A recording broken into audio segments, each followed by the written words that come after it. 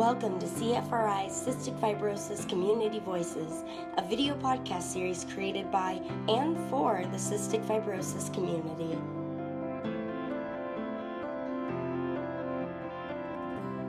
Everyone knows who you are. Okay, I think we'll get started. Thank you so much to our panelists for being willing to share about your personal lives with everyone for the benefit of the group. So I think we have a lot of questions that we probably won't get through all of them, but I'll direct some of them to some of the panelists, and if you guys have a question that you really would like to address, just let me know. Feel free to jump in. All right, why don't we start with you, Bob? Are you in a relationship now? Yes, I've been married since 1984 to my lovely wife, Gail, and I have a relationship with 3 of my kids as well. Excellent. I'm actually going to have all of the panelists answer that question before we move on to the deeper questions. Isa? Yes, thank you. I have been with my husband for 25 years, but married for 21. So Andrew is his name. Colleen? I am single. Emily? I've been with my partner for 2 years. She has 3 boys, so I also stepped into the role of the mean mom. And I smile, so they can't take me seriously. Let's start at the beginning and hear what it was like for you all as adolescents in relationships and what your comfort level was with sharing about your CF. Bob, would you like to start? Could you repeat the question? Sorry. What was it like as an adolescent in terms of relationships, and how comfortable were you sharing about your CF?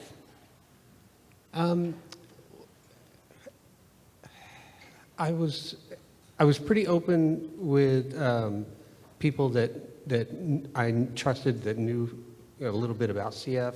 I went to CF summer camp every year and maintained relationships and friendships via mail or phone calls or whatever. But people that didn't know I had CF, I kept it pretty quiet. I just I was very athletic at the time, and I was reasonably healthy. I had a dry kind of cough, but I wasn't like hospitalized a lot or anything like that. And I just felt like it wasn't that important that people knew it about it. Thank you. Colleen? So for me, it wasn't like a comfort thing, but rumor had gone around my middle school, around like 12 or 13, that I was dying. So the conversations with people at that age started happening like not on my own accord, but more as like damage control. And then it was kind of like everyone in my class knew that I had CF, but there was a little bit of like who they had heard about it from was like how serious or severe they thought it was. If they heard about it from me, they knew it just took up a significant part of my day, but that it wasn't like I had an expiration date. So there, like the conversations were happening, but I wouldn't say that I was comfortable with them. But in that like age of my life, I had a consistent boyfriend, so he already knew about it when that like rumor had started. So that made that part easier, but the rest of it was not very easy. Did any of the 4 of you, the other 3 of you, have romantic relationships as teenagers and are willing to talk a little bit about what that was like? No. My story's very complex. That'll be in my memoir. I think I'm old, so my story of adolescence is maybe more indicative of adolescence in the 80s, where I didn't have an adolescence. I had a very, very, very delayed puberty, and probably related to poor nutritional status. So I had 0 interest in any dating or romance or any boys. And the one guy that liked me was also small and scrawny and did not have CF, but he had another issue, but I had nothing going on. So moving into young adulthood and just regular adulthood, when you're in a romantic relationship, or if you look back when you were first with your now permanent partners, at what point did you feel comfortable sharing about your CF? Why don't we start with you, Emily? I'll go. So Michelle is someone who I ran with for years and was also my physician when I broke my foot. You're not supposed to date your doctor. Didn't happen. It was months and months after. But yeah, we would run together, and she was also a respiratory therapist before becoming a surgeon and a doctor. So she was versed in CF, very open to listening and talking about my treatments and what CF is. But yeah, I mean, day one, she definitely knew everything, and I'm very open about it. So. What about you, Bob? Well, my wife and I met at a CF summer camp, and she was a counselor and I was a kid. And so, I mean, that was kind scandalous of relationship. She needed no introduction to the disease at all. So 5 years doesn't make a lot of difference now, but it was significant back then. So have any of you, prior to these positive experiences you are currently having, have you ever had a romantic interest withdraw because of or related to your CF? Colleen? Yes, in a way. I don't think it was him withdrawing. I think it was me realizing I needed to withdraw. I had a PICC line for the first time in a relationship with a guy that, like, I had been with him a few months prior to the PICC line. And his, like, queasiness around the PICC line was just a huge, like, all right, if this is making you queasy, like, I'm sorry, but there's a lot more coming that if you're not going to handle this, like, I'm out. And I, in talking about that with people, like, it's been years since then. I think that maybe, like, I didn't give him a chance to step up to it, but, like, I don't know, you just don't have the time to teach people how to do that. I think it's easier and less stressful to just follow your intuition about whether or not it's a red flag. Just out of curiosity, how old were you in that relationship? This was at 28. Yeah. Any of the three of you have had that experience? Okay.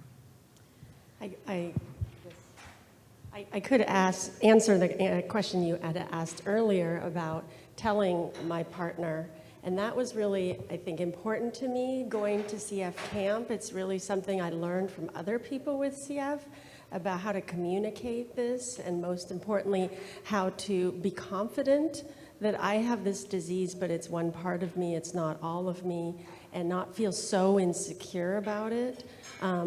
There's a lot of fish in the sea, and so if one person can't deal with the CF, I'll go on to the other. But I felt like I just want to bring that up because I think knowing others with CF was so important to me to help me find the words, have the confidence, have the strength to be able to be so honest with it.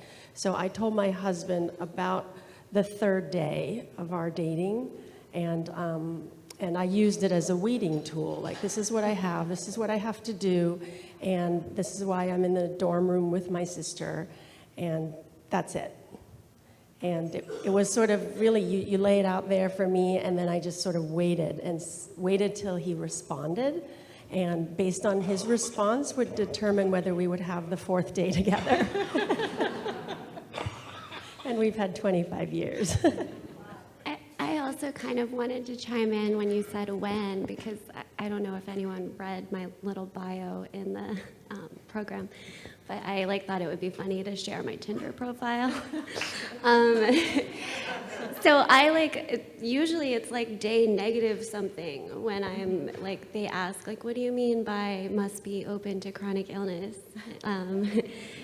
And there is a way in which you can read how people approach that little vague disclosure and how they're asking for more info that really lets you know whether or not they actually are open to it or if they're just curious.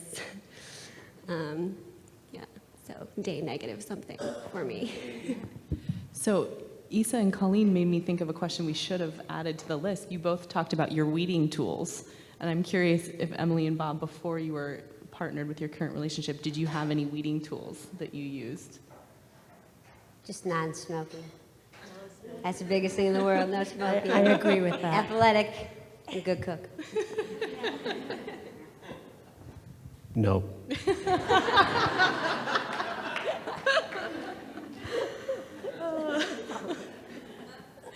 So this question is directed at our partnered panelists. So how involved with your care is your spouse or partner? Do you wish that they were more involved, less involved?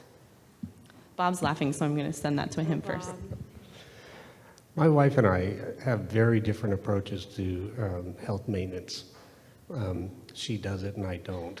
And it has caused conflict and stress between us at times. And just over the years as we've gotten to know each other and gotten to kind of work through some of the issues of, when is it okay for her to really just kind of push and when is it not okay? And I've gotten better over the years at being able to say, you're pushing too hard. I don't want to get to the point where I'm angry about something or whatever.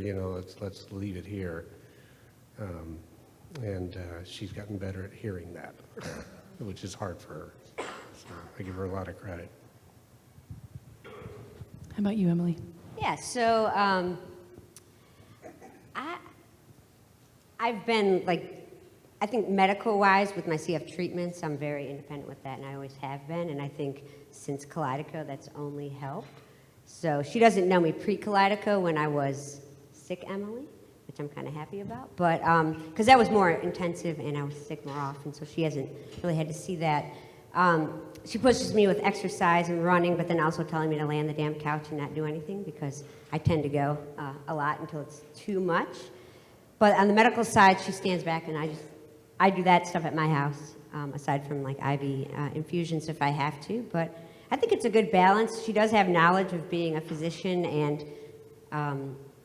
sometimes we butt heads about no, I've been living this for 37 years. I know what you think and you see in your patients is true, but that doesn't affect me. So there's little conflicts there, but we laugh about it after we fight. Colleen, in your past relationships, how have you had your partners be involved, if at all? I think what you said about pre-Kaleido, Emily, there was a pre-Symdico Colleen who needed a lot more. And judging how people act while visiting you in hospital is a huge thing for relationship, either building or building or breaking down sometimes. But I actually encounter more problems with people thinking that I need help with things that I just don't need help with. And then that can sometimes cause some conflict. But yeah, overall, I'm pretty independent about it now because there's a post-Symdico Colleen that's just, it's easier. Do you feel comfortable sharing an example of something that you were offered help with that you really didn't need help with? Everything. I have gotten good at asking for specific things because people do want to help you when you're in hospital. So I will be very specific about I need good food, or I need you to just come watch this TV show or football game or whatever, just this, stay here for that amount of time and then get out. But yeah, I don't know. I guess it's almost like a delegating role you take on because you're okay, well, I don't want your help, but you want to help, so I'm going to give you something very specific to do. Yeah. Thank you. Isa, how involved is your husband? I know a lot of people already know my story, so it's a repeat. But I think a few days after we started dating, I was hospitalized, and I didn't want my husband to, my boyfriend at the time, my brand new boyfriend, to visit. And then a few months later, I had a port put in, and then at that time, I also went to Lake Tahoe with my dorm or my class senior year, and I wore oxygen. So it was an incredibly vulnerable experience. It was also our first time laying in bed together overnight. And it was embarrassing, but I just explained what I had to do. And again, it's a weeding tool. If he couldn't deal with it, then that's it. But I guess my ultimate strategy was to charm him and to make him fall madly in love with me.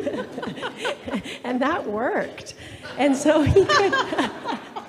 he could just overlook all of the other stuff. And as we got engaged and as we started to live together and be married, I think what was really important was that, again, CF was one part of my life. I had complete and utter independence in my self-care, except for, I'm old school, so I did chest PT. So my sister and I did chest PT for each other. And then when my sister was transplanted, Andrew really did take over and started to do chest PT for me, even before my sister was transplanted, when she found a partner and so on. So this disease impacted him every morning and every night for 30 to 45 minutes a time. And often it came down to him not being able to be out for meetings or work events late at night. He did travel, but we had to coordinate it with my sister and my mom and everybody sort of figuring it out. So he dove deep into the CF world, including my end-stage disease. And so CF has played a major role in his life. And I think the blessing of being 47 now is that over the years of feeling guilty that I was imposing on him a burden and work and, you know, pain in the ass that CF is, like now I can look back and say that this illness and the experiences connected to it has actually profoundly shaped him as a person and made him more appreciative of life in general and have an outlook on life that he would have really never gotten if he sort of was in a different world. So that's a big issue that I want to share. And I say that CF was one part of me, but of course, as my illness progressed, it became a dominant part of me. And but at the same time, I think my emotional support was not just relying on him alone. I had my family, I had this CFRI, I had retreat and camp in the old days, and today I'm 15 years post-transplant, so I don't actually need him to take care of me, and it's been a great liberation for both of us. He's actually in Egypt today, so he can do whatever he wants now, and that's kind of the reward for his caregiving, is the freedom that he has now. But I think his primary role in my life right now, of course, is health insurance and also emotional support, just listening to my complaints and my worries and my bodily issues here and there, and just being a sounding board and a witness to what it's like to grow older with CF. Thank you. So this next question was actually inspired by the CFRI Caregivers Support Group. This came up in a previous group, and I wanted to pose a similar question to the panel. So I just want to ask you to think about when you started incorporating your significant other or a past significant other into your life, you know, when it was clear that they were going to be a really important person.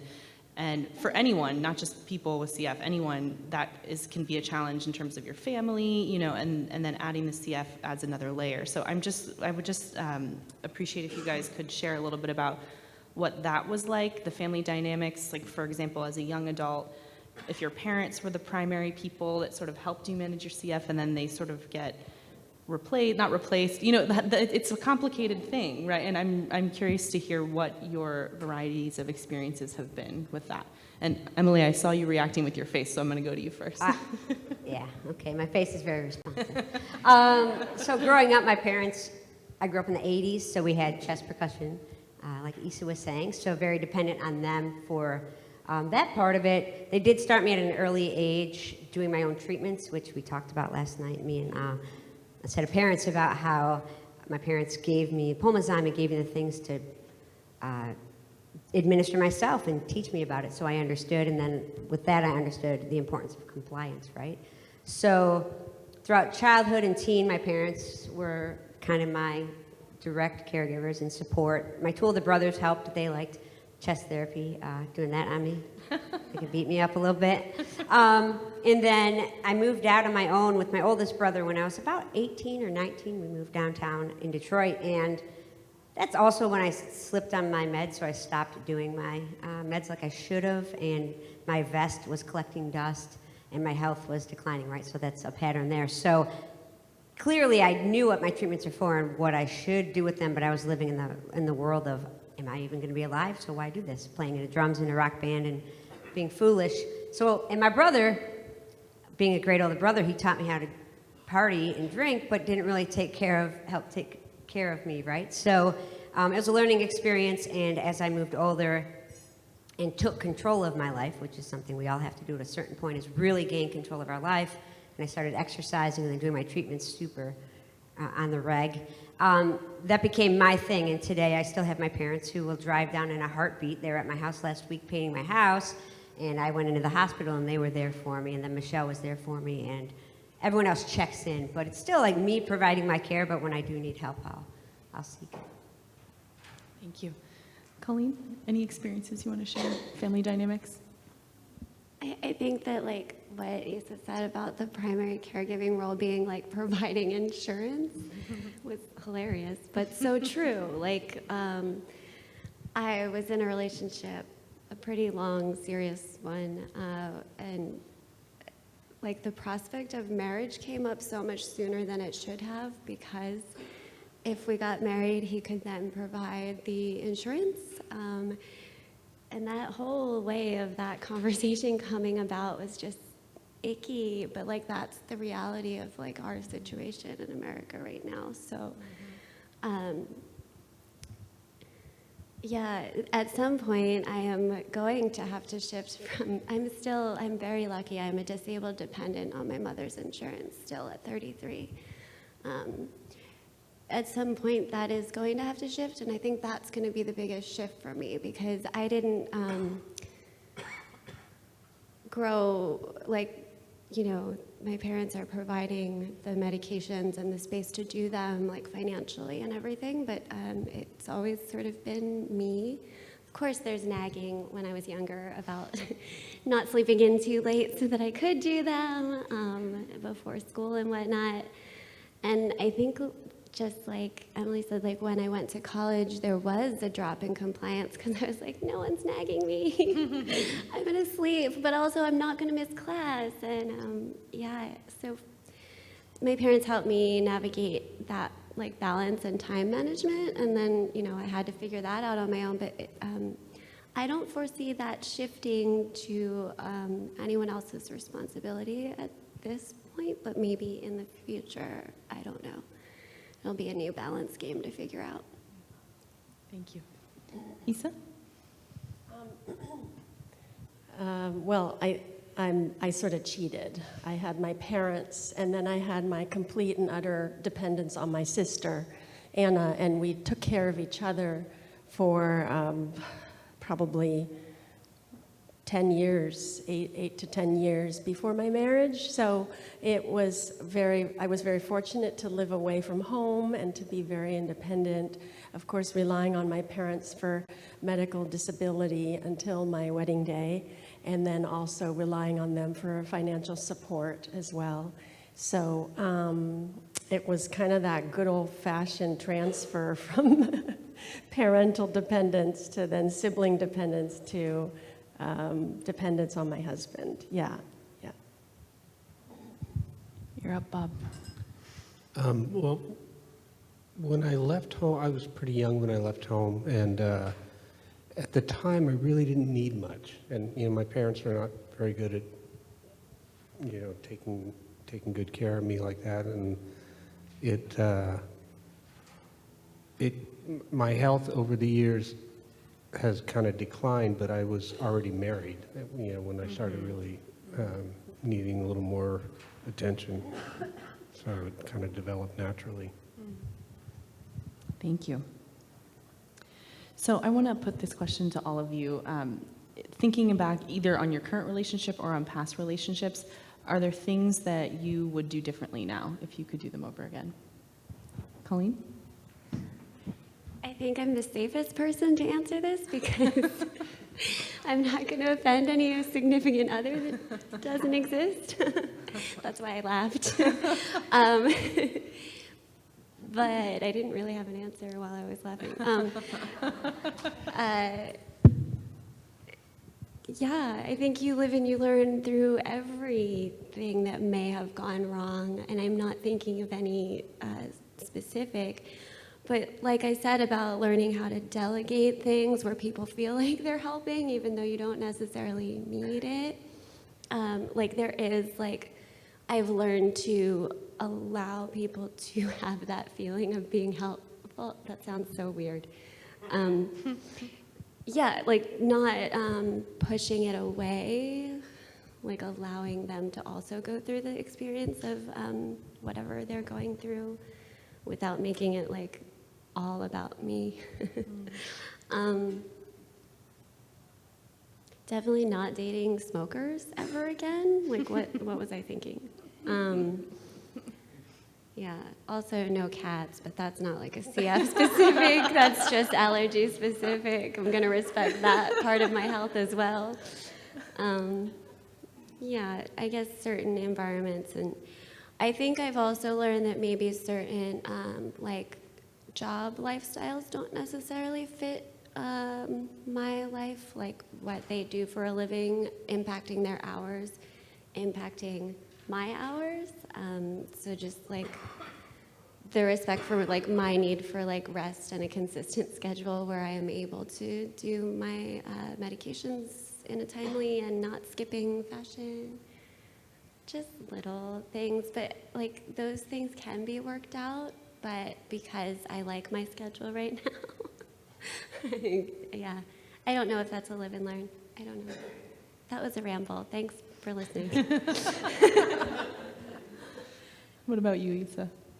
What would you do differently? Or a rephrase of the question is, what advice would you give to your younger self?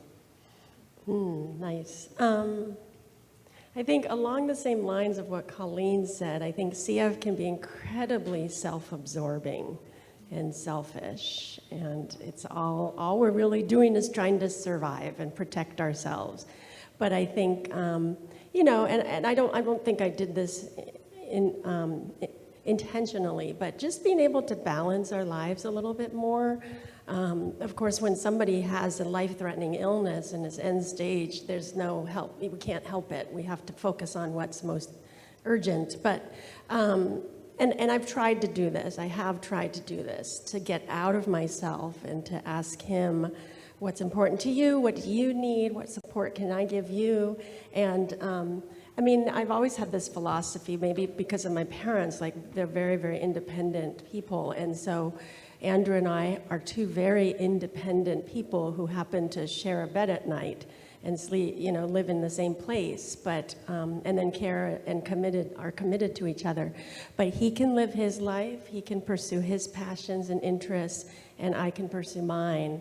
And yet we have to come together, at least sometimes, to just maintain the relationship. That was much harder when he was my caregiver. But there was still times when he was able to pursue his interests and passions. But there were a lot of times where I couldn't go with him to his outings or his, you know, club events and so on, because I was sick, and that was a disappointment. So I guess I'm just saying it's all a balancing act of doing the best we can on both sides, and really making the time and finding the time to find what our common ground is in our lives. I don't think I answered your question, but... Yes, you did. Okay, all right. What about you, Bob? I was thinking about this, and the first thought I came up with is that I think I would pursue communicating my wants and needs about my health better with my partner. But as I thought about it, I realized I didn't really have my own thoughts fully organized about what I wanted to do with my life and how I wanted to take care of myself. And I was kind of ambivalent about it a lot. And so, I don't know that there was much for me to communicate either, but I think in general, just being more communicative about health issues and all that. I wish I had been capable of that more. Thank you. Emily? All right, I got two for this one. The first one is I'm a people pleaser, and I need to make sure everyone else is taken care of before myself. So it's something I'm still working on today. Every day it's like, it's okay if the dishes don't get done, or the boys' lunches don't get done. I have to go home and do my treatments, so it's stuff I struggle with every day, and I have my whole life. When I was playing in the band, to be like making sure everyone in the band is taken care of and their equipment is put away, and we load out of the smoky bar, and then I go home, and instead of doing my treatments, I go to sleep, right? So making sure I'm taking care of myself and putting my needs first, at least health-wise, are something I struggle with and need to improve on. And then the other thing is if I could talk to my younger self, like, just don't be afraid of who I am. And that was something, I'm a minority in the minority, is what we're calling it. So a member of the LGBTQA plus I group. Did I get all of them? So I think I look back, and I'm in therapy, obviously, because we deal with a lot of things with CF, anxiety and depression. And looking back and realizing the thought I had was, why even express who I really am if I'm not going to live? Because I thought I was going to die from CF early, so I didn't even bother searching or living that part of my life, because why, right? When people are always like, yay, CF, and then the other side is, boo, this is bad, you shouldn't be that. So like, there's an inner struggle that I have had and still have to this day, because I think our society's ready, and then I turn on the news and they're not ready. So it's a really hard thing inside, right? Yeah, it makes you not sleep at night. But yeah, I think it would just be like, pursue who you are, be happy, and start earlier so you're not playing catch up. Thank you. So this is a related question, the last one that I'll put to you guys, and then I'll open it up in case the audience has questions that they want to put to the panel. So what advice would you give other people with CF looking for love? Do we sing that song, Looking for Love in All the Right Places? Go ahead. Oh, okay. I don't know the words, so you're next, Colleen. Go ahead, Colleen. I want to hear your song. Oh, wait, what are we doing? You can say Oh, Looking What for Love in song? All the Right Places? Wrong places? I don't know the song. I'll play it at the dance tonight. I would say, just, I was not really a part of the CF community until I really, really needed you guys when I became sick, and this was pre-Simnico, Colleen. And meeting people who had long-lasting relationships was so new to me, and I think that I would tell my younger self, you don't have to go about relationships like they're not going to last or that you're dying. Just maybe really powerful for adolescents now because their trajectory has changed so much. But also, if you don't want a long-lasting relationship and you just want what you want right then, that's fine too. Yeah, so that would be my advice. Don't rule it out, but if it's not what you want, don't beat yourself up about that either. Thank you. Bob, words of wisdom? I think I would recommend what I would recommend regardless of whether people had CF or not. Mm-hmm. That, you pursue things to round out your personality and to be happy with who you are, and not kind of wait for that other person to fill this gaping hole in your life. And I think that's really important in general, just for everybody. Thank you. I would definitely add to that. I think it took me a long time to love myself and to love the CF and accept the CF and own it as something that I have, and it's not a defect, and it's not, it's a pain in the butt, but it's something I can say I have openly, just like I have brown hair and I'm German and Japanese, I have CF, so it's part of my identity. And once I was truly confident with that and completely at peace with it, then I actually had a lot of people pursuing me. I don't want to sound like that. I had 3 people. I had three people at the same time, and I was like, whoa, what's going on here? But it was because I kind of shifted to a place of confidence. And confidence, apparently, at least in my experience, was attractive. And it was kind of a groundbreaking thing for me that I had this experience of confidence with who I was. And, I was going to say something else, and I just blanked out. I think my other advice is to, and this is so hard because sometimes it's just not easy to do, but to separate from your parents, to grow up, if possible, not necessarily financially, but to live, if possible. I know some people can't do this, and I acknowledge that because survival is more important than anything. But that healthy separation from parents so that you can find your own self and then you can find a partner. I think you guys said it, like letting go of fear, letting go of those terrifying thoughts of nobody's going to love you because of your CF, or you're not worthy of love because of your CF, or some other issue that you have in your life. Those are just thoughts. And we need to come to you to talk about them, to let those things go. So. Thank you. I second that. I think the biggest thing is you have to love yourself before you can let anyone else love you or you love them, right? And that's something that I know probably a lot of people struggle with, right? Is that self-love head to toe and accepting who you are, all the craziness involved, right? So I think all the mucus and everything. All the mucus and gas. Where's Devin? So yeah, I think definitely that, and then knowing that you deserve love and to be uplifted, but you can also give that back just as strong and find somebody who treats you with respect and supports you and makes your life amazing, because you deserve that. Everyone deserves that, but sometimes it's hard to think that when you're going through stuff like that we go through every day. I do want to chime in and say that, you don't have to prevent relationships from happening just because you're hating yourself a bit, because I spent a long time hating myself a bit, and I found that relationships actually helped me hate myself less. If other people are viewing you as lovable, sometimes that can help you then also view yourself as lovable. And yeah, so the whole gotta love yourself first, yeah, maybe. You'll get there.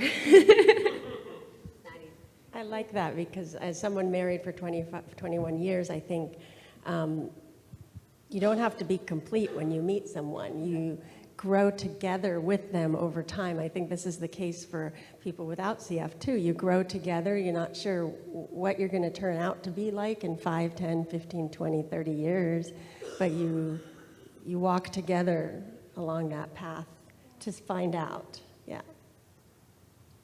Thank you, guys. So I want to give the audience an opportunity either to pose questions to the panel, or because I know we have CF patients and their family members in the audience, if you have your own insights from listening to this conversation that you'd like to share, we'd love to hear them.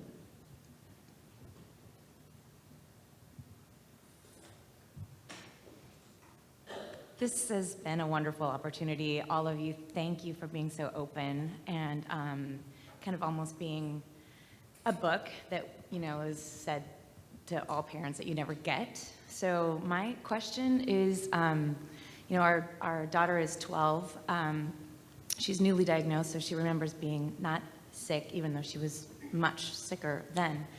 She's been warning us, as has our care teams, that the teenage years can be rather bumpy. And what advice would you maybe offer as far as how parents can help facilitate that? How much should we let go and just, or how much do we need to stick? I know everything's a little different, but do you have instances where this worked, or you wish that your parents would have You want to go first? That's heavy. Yeah, come on. So obviously I don't have the late diagnosis experience, and that lining up with puberty is going to be hard.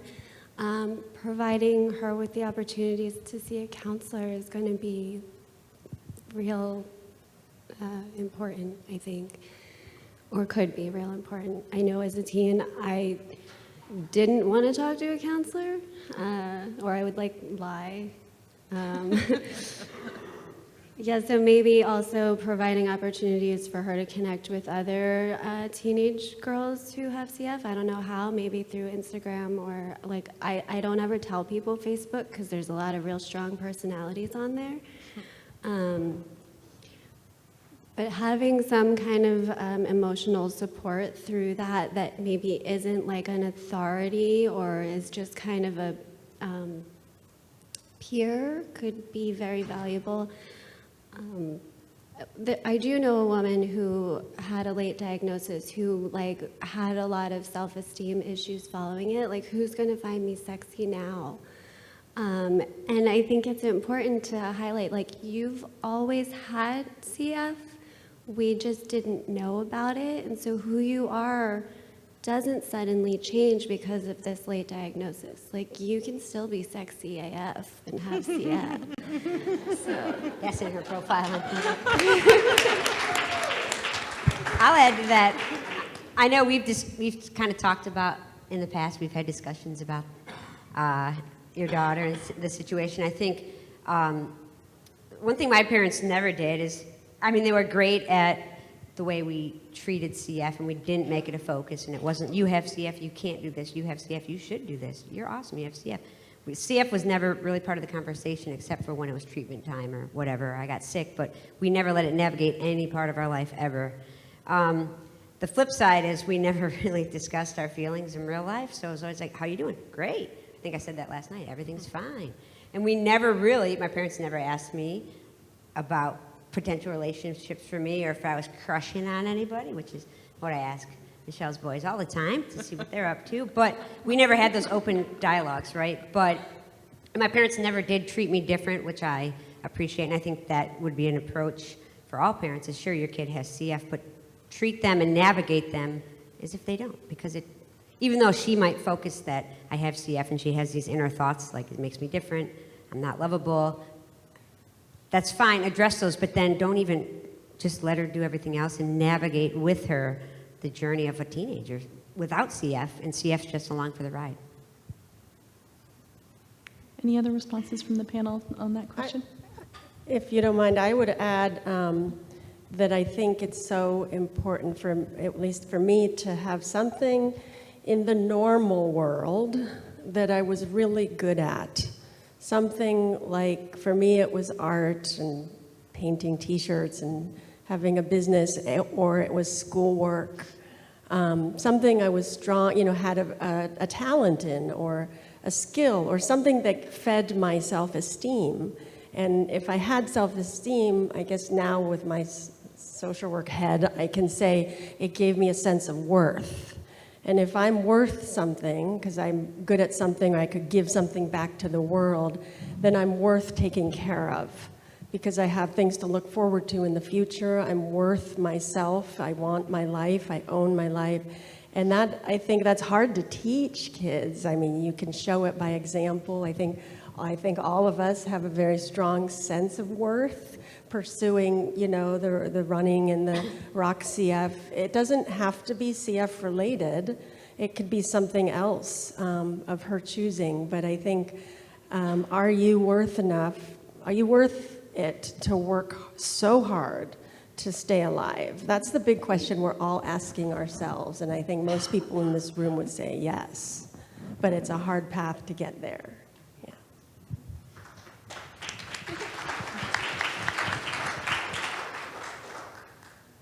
Thanks for your bravery. Oh boy. But anyway, this is not just for CF. The legalization of common law is no longer. Did you find the getting of the insurance or any other legal factors an encouragement to tie the knot? An encouragement to what?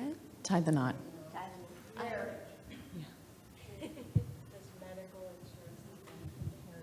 I think now that I'm no longer on disability because Kaleido, they said I'm too healthy for that, which motivated me to try to figure out how to live my life. So that led me to the Affordable Care Act and Marketplace. So I buy my health insurance through that, which is great. So I don't need to marry somebody to get coverage, right? I pay a premium. I meet my deductible the first day of the year, and everything's great.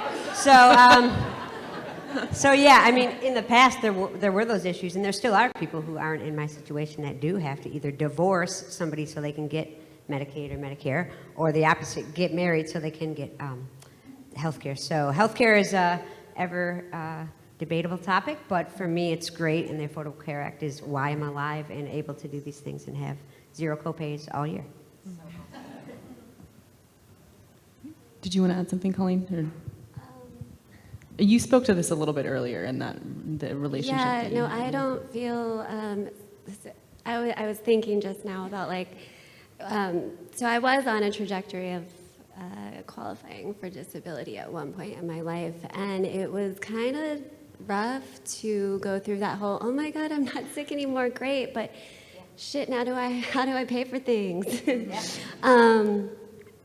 Yeah, and so luckily I never went off my mom's insurance, because my impression is kind of that once you do change to being independent, which for me would have been the disability route, that it's very hard to get back. So I guess fortunately I didn't qualify, but also kind of like now I still do feel a little laden to my parents, and like I would like her to retire at a decent age. And so like I will have to figure that out soon, and I'll probably go the Affordable Care Act route. But no, I don't feel that the prospect of being someone's dependent encourages me to want to tie the knot at all. It's almost the opposite. Anything else to add from Isa or Bob? Anything to add? No. I was just very fortunate. I met a man who had pursued higher education and was able to get a good job with excellent health insurance, and it was a safe way to go from mom and dad to that. And I know not everyone is so fortunate, but it certainly helps to find someone who is employed in a very good organization that has a lot of options for health care. Yeah, so I know people who can't get married for health care reasons, and it's a sad commentary. So. What other questions from the audience? Hi, so I have this question from Madeline, who's joining this conference remotely. I wonder how your parents managed to keep you on their health insurance as disabled adults. I tried to do this for 8 months with my daughter and failed. Kudos to your parents. My mom, I'm very fortunate that my mom has a very good job with a international company with like large amounts of resources. It was a process through her, like, I think it was HR. It was some department in her big, huge corporation that she had to go to and talk to you about this, because it's sort of at this point, because I'm not on disability, it's like a tax dependency, like because I'm living in her home, because I'm still a child dependent, there's a bunch of things they went through to work out that it was legal. And I guess it's almost a gray area where if someone did want to come audit me, please don't. Mm-hmm. Yeah, I'm just very fortunate that that happened, and I don't think that that option is available through all plans. Like, I'm Blue Cross Blue Shield through a huge corporation.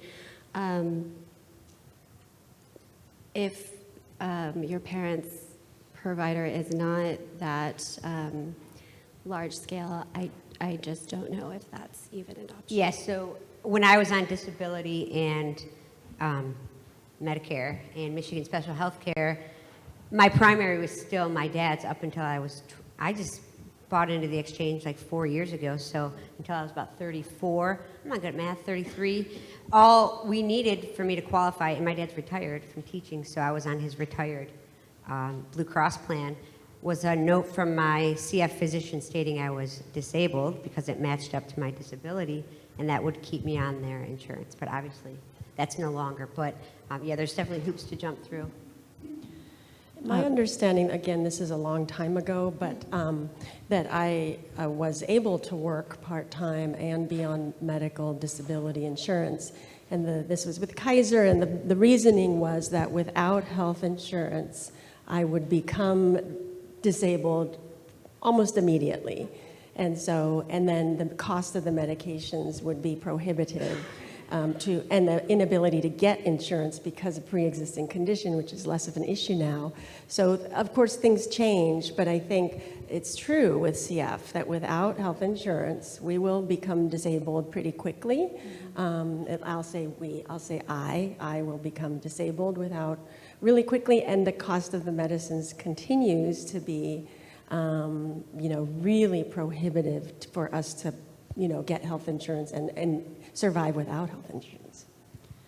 So just in terms of the designation as a dependent adult, I just want to acknowledge every situation is different and just remind everyone about the resource of CF Legal. They have a lot of knowledge about that topic if you have personal questions about your individual situation. We have a few more minutes, Siri? 10 more minutes. Okay, any other questions from the audience? Hi, everybody. Thanks for coming up and speaking today. I am so thrilled, and it's so vindicating, the development of psychosocial support through CF clinics now. I wish that those sort of things existed when I was puberty, teenager, sexuality, all these questions coming into play. So I guess the question is sort of like, speaking to your younger self, but also like speaking to your parents who are ultimately the ones who are guiding you, hypothetically, during that age period. But, how could adolescents utilize psychosocial supports through the CF clinics to, just promote, just more holistic wellness in terms of, their identity as a person with CF, as they're growing into their sexuality, et cetera. So is that question pretty clear or no? Yes. Okay. But maybe because I know you. Okay. Thank you. For me, I would say to my younger self, one, talk to your clinic about your birth control because it can affect some of the drugs you may be taking, or vice versa. Which I think Tracy talked about a lot of the things that I would tell my younger self to bring up in clinic. But maybe, that could be the first conversation with your team that makes them view you as a sexual being. And I think that just subtle shift in the way that you go from being a child to a teenager, it's the puberty thing, gives you more of the support you need. And even if you're not going to go on a pill, even if you're not going to ask about how to use a condom or whatever, bringing it up, I think, can be a really valuable, growing up catalyst for the team's view of you, so to speak. If there's something happening in your life that is shifting you to being more of, I'm gonna ramble here because I'm not real clear on even what I'm, but also I recognize that parents still come into the room when you are that age. And I am in contact with a lot of young adults who have CF through my Instagram account, and I get questions like this. I want young people to know that clinic is available by telephone and by email without your parent present. And if you want to contact your doctor about a question that you don't want your parents to hear, go be independent and do that. Even just saying something like, hey, at my next appointment, can you ask for some one-on-one time with me because I want to talk about some things? It's scary and it's weird, but like, I think we all know that like judgment threat-free zone to talk to your team one-on-one can be really important at that age. And I don't want to make any of the parents in the room feel bad about that either, because I think that when you went through that period of your life, you also didn't maybe want to involve your own parents, and the information is important for you to have. But I guess on the psychosocial front, that's more of like becoming empowered and independent, and like that shift that you're experiencing through young adulthood, like just kind of starting it there and seeing how the rest follows. I think I rambled far off that question. I'm sorry, thank you. I also want to, when you were talking about asking, like a teenager asking for one-on-one time, if you're a parent of a teenager, I think you can also proactively offer if you want your child to have some of that time and they might not ask for it, you can volunteer to leave the room and let them have some one-on-one time with their providers. Anything? Yeah, I think in clinic, and I mean, it's a great point that you bring up, future president, but right there. Sonia 2020. Yeah, she's 2020. Write her in. Up until recently, my CF visits from childhood till a few years ago were just strictly lungs, weight, enzymes. Like, that's it. Like, nothing else. Like, the social worker would come in awkwardly and be like, so, how's it going? And I'm like, I'm good. I'm safe at home. You know, like, CPS, don't you call them? So that's like, in my mind, that's what social workers do. They make sure you're okay. So, I'm cool. So I'm like, get out of here.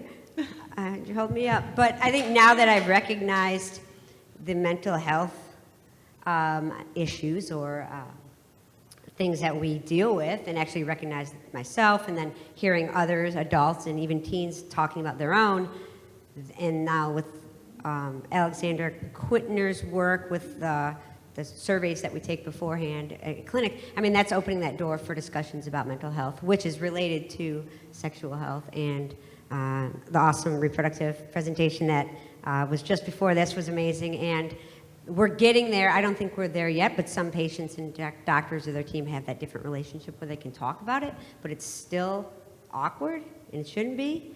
And I think, like we said, the earlier you start, the better, and I like the discussion about, at 10 years old, talking to your kid about the issues they have with reproductive health, like starting them at that age and making it comfortable, then you can address it in clinics.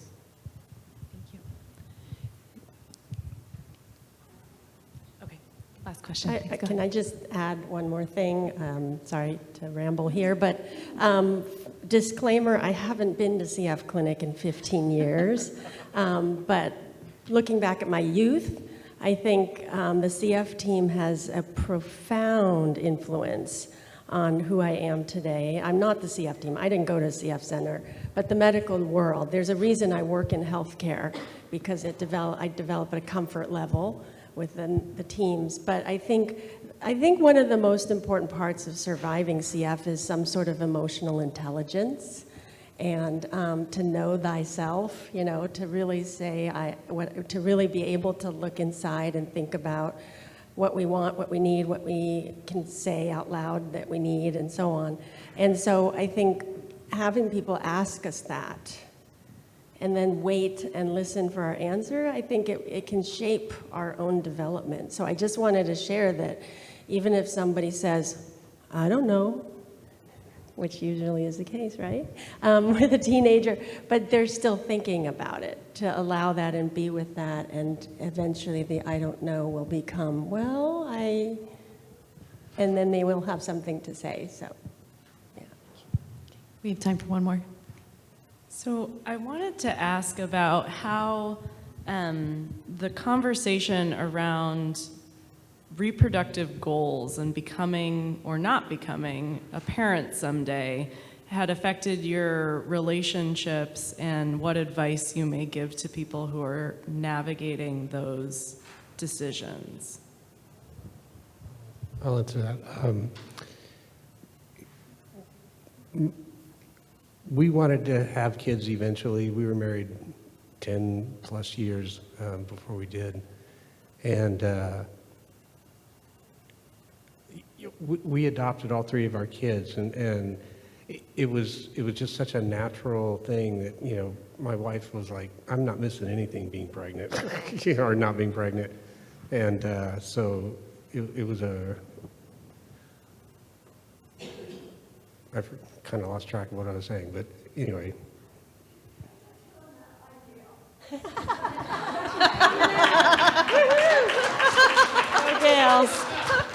I actually wanted to say, excuse me, I'm just hoarse. I actually wanted to say on the adoption front that, because, you know, when you can't have children, then you meet everybody else who can't have children. Yeah, that's just the way it goes. And then our kids are interracial adoption, so everybody knows we adopted, so then they all come out of the woodwork to talk to us. But, which is fine, thanks. But there was a really subtle difference in what we had to say about adopting. And I heard a lot of people saying, we have to adopt. And for us, we got to, because he was living a long time. You know, it's like, hey, we get to go and do this. And so I think it just, if I wasn't here for the other discussion, I was listening to the research, I would just throw that one out there. That's like my little freebie today for all of you. If you're thinking about what you want to do as a family, do you want to be that family of more than 2 adults? Do you have to, or do you get to? So, there you go. Thank you. It's a wonderful note to end on. I want to thank our panelists for their openness, willingness to share their stories. Thank you. Thank you.